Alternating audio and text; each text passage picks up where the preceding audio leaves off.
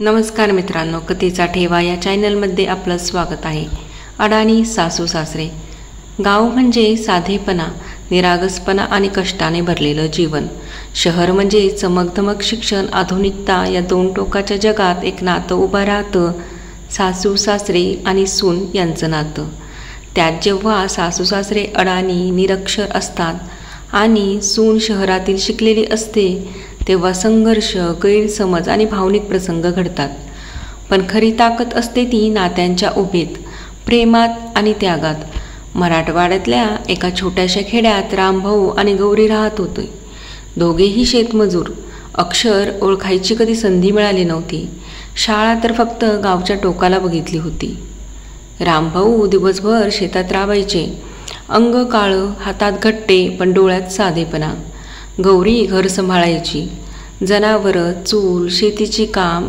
तिचा दिवस पाणवठ्यावरून पाणी आणण्यात, भाकरी थापण्यात, कधी गुरं चारण्यात जायचा. त्यांचा एकुलता एक मुलगा सुरेश लहानपणी खूप हुशार होता. शाळेत पहिला यायचा.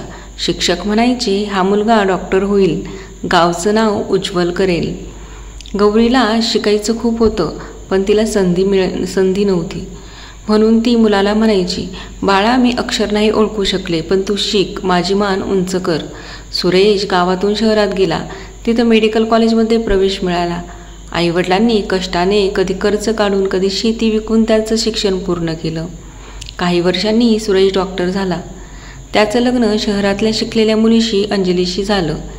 अंजली सुंदर, हुशार, आधुनिक आणि व्यवस्थित वागणारी. तिला वाटायचं, मी डॉक्टरची बायको आहे, आता माझं जीवन शहरात सुंदर जाईल. पण लग्नानंतर सुरेश म्हणाला, आई बाबा एकटे आहेत गावी, त्यांना सोडून मी शहरात राहणार नाही, तू माझ्यासोबत गावालाच राहायचं. हे ऐकून अंजली थोडी दचकल्यासारखी झाली. तिला वाटलं होतं की लग्नानंतर दोघं शहरात राहतील, पण आता तिला गावातल्या कच्च्या घरात निरक्षर सासू सासऱ्यासोबत राहावं लागणार होतं. गावात अंजली आली. पहिल्या दिवशी गौरीने मनापासून स्वागत केलं. ओवाळलं, पाय धुवून घेतले, पाटावर बसवून भाकर पिठलं वाढलं.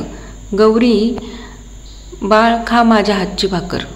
अंजलीने भाकर तोंडात घातली, पण ती व्यवस्थित शिजलेली नव्हती. तिला राग आला. अंजली, आई, तुम्हाला भाकर पण नीट येत नाही, इतकं साधं काम.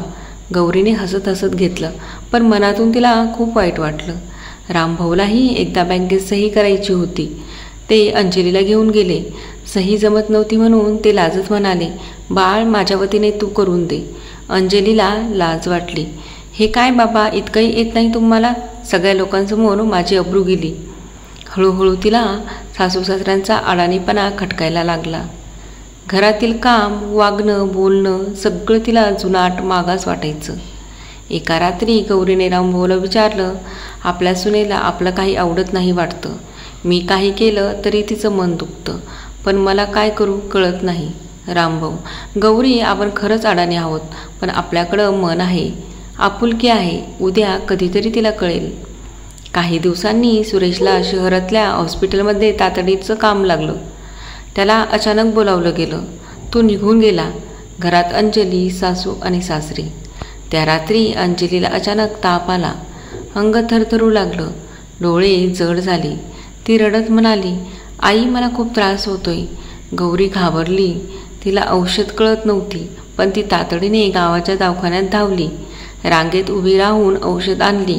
घरी आली आणि कपाळावर थंड पाण्याचा शेक दिला. गौरी, बाळ, काळजी करू नकोस, मी आहे तुझ्याजवळ.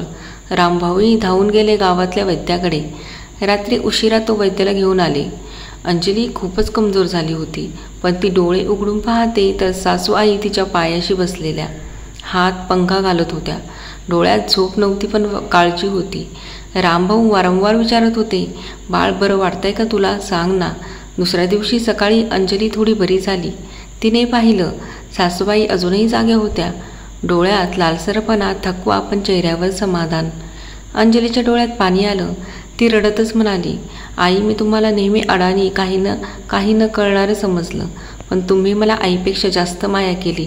खरं तर शहाणं कोण आहे हे मला आज कळलं. गौरीने तिच्या डोक्यावर हात ठेवला.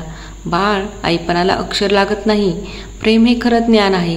रामभाऊ हसत म्हणाले, आम्ही अडाणी असलो तरी तुला आमचं लेकरू समजतो. आयुष्यभर तुला सांभाळू. अंजलीने दोघांचे पाय धरले आणि म्हणाली, मी तुमचं मन दुखावलं, मला माफ करा. त्या दिवसापासून अंजलीला तिच्या अडाणी सासू सासऱ्यात देव दिसू लागला. तिने त्याच्या साधेपणात खरा शहाणपण पाहिलं. आता घरात वातावरण बदललं होतं. अंजली सासू सासऱ्यांना वाचायला शिकू लागली. ती म्हणायची, आई आता तुम्हाला भाकर तर छान जमतेच, पण अक्षरही जमतील. गौरी खिदळत म्हणायची, हो ग बाई, आता माझंही नाव लिहिता येईल. रामभाऊलाही सही शिकली. त्यांना अभिमान वाटला. घर छोटं होतं, पण नात्यात प्रेम मोठं होतं. अंजलीला कळलं, खरी शहाणपण म्हणजे अक्षर नाही तर माणुसकी आहे. ही कथा आपल्याला शिकवते की शिक्षण, पैसा, आधुनिकता ही महत्त्वाची असतात, पण खरी किंमत असते ती प्रेम, त्याग आणि आपुलकीची. अडाणी असले तरी सासू सासरे प्रेमानं वागले तर त्याचं स्थान आईवडिलांपेक्षाही कमी नसतं. कथा आवडल्यास लाईक, शेअर, सबस्क्राईब करा. धन्यवाद.